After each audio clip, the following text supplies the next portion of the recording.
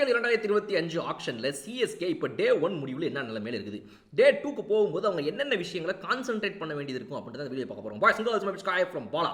இப்போ நீங்கள் டேபிளில் பார்த்துட்டு இருக்கிறது என்ன அப்படின்னா வந்துட்டு சிஎஸ்கே உடைய டே 1 எண்டில் அவங்க ஸ்குவாட் எப்படி இருக்குது அப்படின்றத நம்ம பார்த்துட்டு இருக்கிறோம். ஸோ அவங்களுடைய ஸ்குவாடில் என்னென்ன விஷயங்கள் இருக்குது, எந்தெந்த இடங்கள்ல அவங்க வந்துட்டு லைட்டாக கொஞ்சம் கான்சென்ட்ரேஷன் இன்னைக்கு டே 2ல் போடணுங்கிறத இதை லைட்டாக பார்க்கும்போதே உங்களுக்கு தெரிஞ்சிருக்கும். பட் இருந்தாலும் இது வந்து தெளிவாக விளக்க வேண்டியது என்னுடைய பொறுப்பில்லைங்க, விளக்கிடுறேன். ஸோ சிஎஸ்கேல ஓப்பனர் ஸ்லாட்டுக்கு யார் இருக்கிறா, மிடில் ஆர்டரில் யார் இருக்கா, finisher, all rounder, spinner, fast bowler நம்ம பிரிச்சிருக்கோம். இதில் ஆல்ரவுண்டர் ஸ்பாட்லையும் வந்துட்டு spinning all rounder, fast bowling all rounder நம்ம இதில் மென்ஷன் பண்ணுறோம். ஃபினிஷர்ஸ்ன்ற ஸ்லாட்டில் விக்கெட் கீப்பர் பேட்ஸ்மேன் ஆகிய தோனி, ஓப்பனர் ஸ்லாட்லையும் விக்கெட் கீப்பர் பேட்ஸ்மேன் ஆகிய கான்வே இவங்கெல்லாம் இருக்கிறாங்க. ஸோ இந்த விக்கெட் கீப்பருக்குன்னு தனி நம்ம ஸ்லாட் வைக்கல.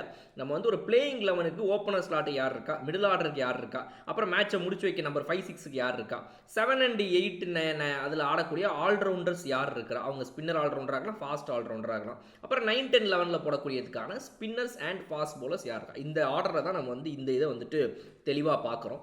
ஸோ இப்போ இதை பொறுத்த வரைக்கும் ஓப்பனர் ஸ்லாட்டுக்குன்னு பார்த்தீங்கன்னா சிஎஸ்கே கிட்ட இப்போ கான்வே இருக்கிறாங்க, ருத்துராஜ் இருக்காங்க. 2 பழைய ஓப்பனர்ஸை இவங்க வந்து இப்போ ரீட்டைன் பண்ணிட்டாங்க. Okay, very good. ஒருத்தர் ரிட்டன்ஷனில் எடுத்தாச்சு, ஒருத்தனை பை பேக் பண்ணியாச்சு. ஓகே, இப்போ இருவரை தாண்டி நமக்கு ஓப்பனருக்கு ஏதாவது ஸ்லாட் தேவையா, இன்னொரு பேக்கப் ஓப்பனர் நம்மக்கிட்ட இருக்கணுமா அப்படிங்கிறது வந்துட்டு நம்மளுடைய கேள்வி. இப்போ சில டீமில் பார்த்தீங்க அப்படின்னா வந்து இப்போ உதாரணத்துக்கு யசஸ்வி ஜெய்ஸ்வால் இருந்த அதே டைமில் படிக்கல் மாதிரி ஒரு ஓப்பனரையும் வச்சுருந்தாங்க. அது பார்க்கும்போது வந்து ஓகே நம்மக்கிட்ட 2 ஓப்பனர் இருக்குது அப்படின்லாம் சில டீமுக்கு தோணும். 3 ஓப்பனர், 4 ஓப்பனர் இருக்குது. இப்போது ஆர்ஆர் எடுத்துக்கிட்டு போது பார்த்தீங்கன்னா இவங்க ஜெய்ஸ்வால், பட்லர் அப்படிங்கிறவங்கள தாண்டி படிக்கல் மட்டும் இருந்தாரா அப்படின்னா கிடையாது. அவர் கூட சஞ்சு சாம்சனும் இருந்தார். எல்எஸ்டிக்கு போகும்போதும் அதே மாதிரி தான் தேவ்தத் படிக்கல் அங்கே இருந்தப்போ வந்துட்டு நிறைய ஆப்ஷன்ஸ் இருந்துச்சு. பட் இப்போ பார்க்கும்போது சிஎஸ்கேக்கு இன்னொரு ஆப்ஷன் தேவையா அப்படின்னா ராகுல் திரிபாதி அண்ட் ரச்சின் ரவீந்திராவே கிட்டத்தட்ட உங்களுக்கு இன்னொரு ஓப்பனர் ஆப்ஷன் தான் அவங்க. ஏன்னா ரச்சின் ரவீந்திரா நியூசிலாண்டு ஓப்பன் பண்ணியிருக்காரு, ராகுல் திரிபாதி நிறைய தடவை வந்துட்டு ஐபிஎல்லையும் சரி அவர் வந்துட்டு ஒரு ஓப்பனராக இருந்திருக்காரு. அதனால் வந்துட்டு உங்களுக்கு ஓப்பனிங் ஸ்லாட்டை நீங்கள் மாற்றி கூட வச்சு பார்க்கலாம். பட் ஆனால் உங்களுக்கு மிடில் ஆர்டரில் கன்ஃபார்மாக அவங்கள தவிர்த்து இப்போ வேறு ஆள் கிடையாது. ஸோ அதனால் இப்போத்துக்கு நீங்கள் வந்து அதை நீங்கள் ஒரு ஆப்ஷனாக யோசிக்க முடியாது. ஏன் அப்படின்னா நமக்கு மிடில் ஆர்டரில் இன்னும் கொஞ்சம் பவர் தேவைப்படுது. 5 and 6 ஆடுறதுக்கு வந்துட்டு தோனி அண்ட் டூபே இருக்கிறாங்க அப்படின்னாலும் கூட மிடில் ஆர்டரில் நம்மக்கிட்ட திரிபாதி, ரச்சின் ரவீந்திரா அண்ட் விஜய் சங்கரை தாண்டி நம்மக்கிட்ட வேறு ஆப்ஷன்ஸ் இப்போ கிடையாது.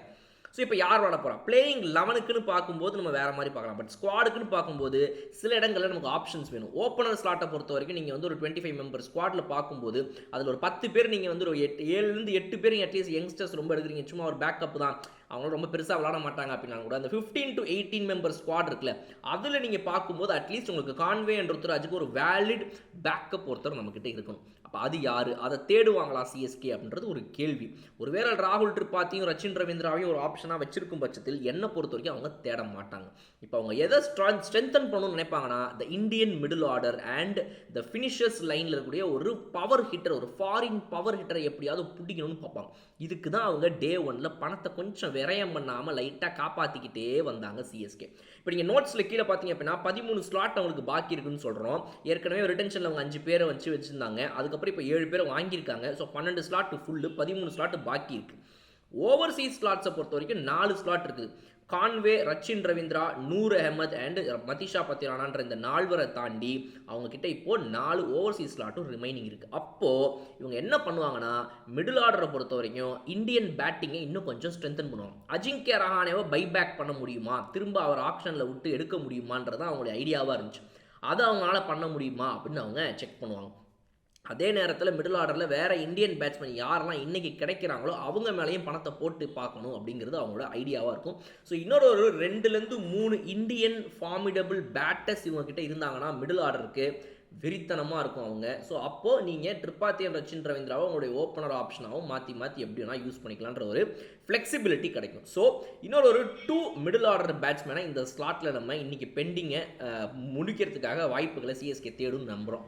ரெண்டாவது விஷயம் என்ன அப்படின்னா ஃபினிஷர்ஸ் லோடை பொறுத்த வரைக்கும் தோனி அப்படின்றவர் இன்னும் எத்தனை வருஷம் இருக்க போகிறார் உங்களுக்கு, அவர் உங்களுடைய ஸ்குவாடில் வந்து இதுக்கப்புறம் வெளியே போயிட்டார்னா who is going to take the slot of Dhoni அப்படிங்கிறது. அதாவது நீங்கள் மேட்சை வந்து இவரை வச்சு ரிலே பண்ணி இருக்கலாம்ப்பா அப்படின்னு. அதை வந்து இப்போ தூபே கொஞ்சம் கொஞ்சமாக கையில் வாங்கிக்கிட்டே வரார், நான் பார்த்துக்கிறேன் அப்படின்னு சொல்லி. அப்போ அவரை நீங்கள் சம்டைம்ஸ் நம்பர் 2 டவுனில் இறக்குறீங்க, 3 டவுனில் இறக்குறீங்க, 5th பேட்ஸ்மேனாக கூட அவர் விளாட்றாரு. அப்போ ஒருவேளை அவர் 6th பேட்ஸ்மேனாகவே விளாட்றாரு அப்படின்னு பார்த்தாலும் கூட தோனி போனதுக்கப்புறம் அப்போ யார் இருப்பாங்க. ஸோ இது வந்து ஒரு ஆப்ஷன் நமக்கு. ஸோ அதுக்கு ஏதாவது ஒரு பவர் ஹிட்டரை தேடுவாங்க. அதுவும் என்ன பொறுத்தவரையில் இவங்க வந்து ஒரு ஃபாரின் பவர் ஹிட்டரை தேடுவாங்கன்னு நினைக்கிறேன். மேபி ஒரு இந்தியன் ராஜ்யவர்தன் ஹங்கர் கேக்கரை மீண்டும் வந்து இவங்க ஆக்ஷனில் இந்த வருஷமும் பை பண்ணலாம். மேபி அடுத்த போன 3 வருஷம் பயன்படுத்தாமல் வச்சிருந்தவரை இதுக்கப்புறம் பயன்படுத்தணுன்ற மைண்ட் செட்டுக்கு வேணால் வரலாம்னு நான் நினைக்கிறேன். தெரியல, அதுக்கு பாசிபிலிட்டி கொஞ்சம் ஸ்லீக்காக தான் இருக்குது. பட் ஆனால் power hitter from any foreign nation, Rovman Powell இந்த நேஷனில் இதில் வரப்போகிறாரு. அவரை மாதிரி நிறைய ஹிட்டர்ஸ் இந்த ஆக்ஷனில் வந்துட்டு இன்றைக்கி டே 2ல் வந்துட்டு எடுத்தோன்னே வரப்போகிறாங்க. அதை கான்சென்ட்ரேட் பண்ணி ஏதாவது ஒரு பவர் ஹிட்டரை பிடிக்கும்னு நினைப்பாங்க. ஏன்னா ஒரு தடவையுமே சிஎஸ்கே இதை எய்ம் பண்ணி அவங்களுக்கு ஒரு மிகப்பெரிய ஒரு விஷயத்தை கொடுத்துருக்குதா அப்படின்னா இல்லை. இப்போ டேரில் மிச்சல்லாம் இன்றைக்கி வருவார், ஆனால் அவர்கிட்ட திரும்ப போவாங்களா இவங்கன்றது மிகப்பெரிய டவுட். பென் ஸ்டோக்ஸை நம்பி ஏமாந்த மாதிரி தான் இப்போ டேரில் மிச்சலை நம்பியும் ஏமாந்துருந்தாங்க. ஸோ அதனால் அவங்களுக்கு இன்னுமே அந்த ஒரு ஃபாரின் பவர் ஹிட்டர் மற்ற டீம்ஸ்க்குலாம் இருக்கிற ஒரு பெரிய பவர் சிஎஸ்கே கிட்ட குறையுது. எப்போவே அவங்களுடைய இந்தியன் பேட்டர்ஸ் தான் மேட்சை வந்து இந்த 4, 5, 6 பேட்ஸ்மேனாக இருந்து முடிச்சு வைக்கிற மாதிரி இருக்குது. ஓப்பனர் ஸ்லாட்டில் வர மாதிரி அவங்களுக்கு ஃபாரின் ஸ்லாட் வந்துட்டு இந்த மிடில் எண்டு ஃபினிஷர்ஸில் கிடைக்க மாட்டேங்குது. இந்த ஆக்ஷனில் அவங்களால அதை பிடிக்க முடியுமா? அதை அவங்க கண்டிப்பாக எய்ம் பண்ணுவாங்க. இதுதான் அவங்களுடைய 2வது டார்கெட்டாக இருக்கும்.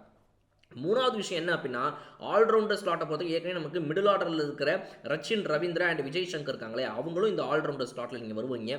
அஸ்வின் அண்ட் ஜடேஜா மாதிரி அவங்களும் ஆல்ரவுண்டர்ஸ் தான். ஸோ அதை நம்ம வந்து மறந்துடக்கூடாது. பட் ஆனால் அதே சமயத்தில் நம்ம என்னத்தை கொஞ்சம் ஞாபகம் வச்சுக்கணும் அப்படின்னா, இவங்க எப்படி வந்து ஒரு 7 and 8ல் அஸ்வின் அண்ட் ஜடேஜா விளையாடுவாங்களோ அதே இடத்துல ஃபாஸ்ட் பவுலிங் ஆல்ரவுண்டர்ஸை கொஞ்சம் நம்ம பார்க்க ஆரம்பிக்கணும். தீபக் சஹார், ஷர்துல் தாக்கூர், இவங்க இல்லாமல் வேற யார் ஆப்ஷன் கிடைப்பா? விஜய் சங்கர் கிடைச்சிட்டா ரைட், ஓகே. பட் இருந்தாலும் அவங்க ஒரு தீபக் சஹாரை மறுபடியும் கொண்டு வரணுன்றதுல எய்ம் பண்ணுவாங்க. அது வந்துட்டு உங்களுக்கு ஃபாஸ்ட் பவுலர் ஸ்லாட்லேயே உங்களுக்கு யூஸ் ஆகும். ஏன்னா தீபக் சஹார் மாதிரி ஒரு ஆள், துஷார் தேஷ்பாண்டே டெஃபினெட்லி இந்த தடவை அவங்க பைபேக் பண்ணணுன்றதுல எய்ம் பண்ணுவாங்க. CSK will go out for him. At least ஒரு 8 to 9 crore வரைக்கும் அவர்கிட்ட போக முடியுமா? பட் எந்த டீம்ஸ் கிட்ட அவ்வளோ ஃபண்ட் இருக்குது? ஏன்னா துஷார் தேஷ்பாண்டே அவ்வளோ வேல்யூபிளான ஒரு பிளேயர். ஸோ அவர்கிட்ட போகணும் அப்படின்னா அந்த அளவுக்கு மணி யார்கிட்ட இருக்குதுங்கிறது ஒரு மிகப்பெரிய கேள்வி. ஸோ அது எப்படி பேன் அவுட் ஆகும், எந்த டீமுக்கு ஃபேவரபுளாக போகுன்றதை நம்ம கொஞ்சம் வெயிட் பண்ணி தான் பார்க்கணும். பட் தீபக் சஹார் அண்ட் துஷார் தேஷ்பாண்டேலாம் டே 1ல் வராததுங்கிறது வந்து அவங்களுக்கு ஒரு மிகப்பெரிய லாஸ்ன்னு சொல்லலாம். ஏன்னா அவங்க எல்லாமே இப்போ டே 2ல் வரும்போது அவங்க எதிர்பார்க்குற அந்த ஒரு 12+, 13+ crore அவங்களுக்கு கிடைக்குமான்னு தெரில. 9 to 10 crore கிடைச்சாலே பெரிய விஷயன்ற ரேஞ்சில் தான் இருப்பாங்க. பிகாஸ் எல்லா டீம்ஸ்கிட்டே இப்போ கம்மி பட்ஜெட் இருக்குது. அதுக்குள்ளே அவங்க ஃபிக்ஸ் பண்ணணும்னு நினைக்கும் போது எல்லாரும் விட்டு கொடுப்பாங்க, யாராவது ஒருத்தங்க மட்டும் எடுப்பாங்க. ஸோ அன்ஃபார்ச்சுனேட்டாக இருக்க பொறுத்து கண்டிப்பாக அது தீபக் சஹார் அண்ட் துஷார் தேஷ்பாண்டே தான். அவங்களில் எத்தனை பேர் 2 பேரையும் வாங்க முடியுமா? 2 பேரும் எடுத்தால் அந்தளவுக்கு பட்ஜெட் சிஎஸ்கே கிட்ட பாக்கி இருக்குமா? இது எல்லாத்தையுமே அவங்க பார்ப்பாங்க இன்னைக்கு ஆக்ஷன் டே 2 பொறுத்த வரைக்கும். ஸோ இதை 2த்தையும் கான்சன்ட்ரேட் பண்ணாலே போதும். என்னை பொறுத்த வரைக்கும் ஸ்பின்னர்ஸை பொறுத்த வரைக்கும் மேபி இன்னொரு இந்தியன் ஸ்பின்னர் நேற்று சுயாஷ் சர்மா கொஞ்சம் போயிருந்துருக்கலாம்னு தோணுச்சு. பட் அவங்க போகலை சிஎஸ்கே. பட் சுயாஷ் சர்மா இருந்தால் இன்னும் கொஞ்சம் வேல்யூபிளாக இருந்திருக்கும் அவங்களுடைய ஸ்குவாடு. அஸ்வின் அண்ட் ஜடேஜா 2 பேரில் யாராவது ஒருத்தங்களை தான் நீங்கள் விளையாடணும் அப்படின்னு வரக்கூடிய சிச்சுவேஷனில் நீங்கள் வந்துட்டு நூர் அகமதோட சேர்த்து இன்னொரு இந்தியன் ஸ்பின்னரை நீங்கள் யாராவது ஒருத்தவங்களை இறக்கி விடலாம் அப்படின்ற மாதிரி ஒரு ஆப்ஷன் கிடச்சிருந்துருக்கலாம். பட் அது கொஞ்சம் மிஸ் ஆகிற மாதிரி எனக்கு தோணுது. சுயாஷ் சர்மாவுக்கு போயிருக்கலாம்னு தோணுச்சு. பட் மேபி நம்ம பார்க்கும்போது அஸ்வின் ஜடேஜா, நூர் அகமது அண்ட் ரச்சின் ரவீந்திரான்ற இந்த 4 பேர் இருக்கிறத வச்சு இவங்களுடைய ஸ்பின் ஸ்ட்ராங்காக தெரியுற மாதிரி தெரியலாம். பட் என்னை பொறுத்த வரைக்கும் அகைன் வி நீட் மோர் ஸ்பின்னு நினைக்கிறேன். ஒரு ஸ்பின்னர் வந்தால் நல்லா இருக்கும்ன்றது என்னோட கருத்து. ஃபாஸ்ட் பவுலர்ஸை பொறுத்த வரைக்கும் கண்டிப்பாக தீபக் சஹார், துஷார் தேஷ்பாண்டேவை தாண்டி அவங்களால யாரெல்லாம் கொண்டு வர முடியுங்கிறது தான் இப்போ பிளான். ஸோ நம்ம மறுபடியும் பார்த்துருவோம். நம்பர் 1 அவங்க எய்ம் பண்ண வேண்டியது ஒரு நல்ல 2-3 மிடில் ஆர்டர் பேட்ஸ்மேன். மிடில் ஆர்டரில் அவங்க எந்த அளவுக்கு இன்னும் ஸ்ட்ரென்தன் பண்ண போகிறாங்க அப்படின்றது அந்த ஒரு 2 to 3 பேட்ஸ்மேன் கிட்ட தான் இருக்குது. அதுதான் அவங்களுடைய எய்மாக இருக்கணும்.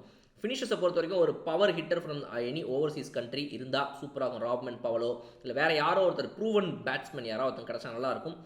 கம்மி டேலண்ட் பூல் தான் இருக்குது. பட் அதுலேருந்து யாரை இவங்க பிடிக்க முடியுங்கிறது ஒரு கேள்வி.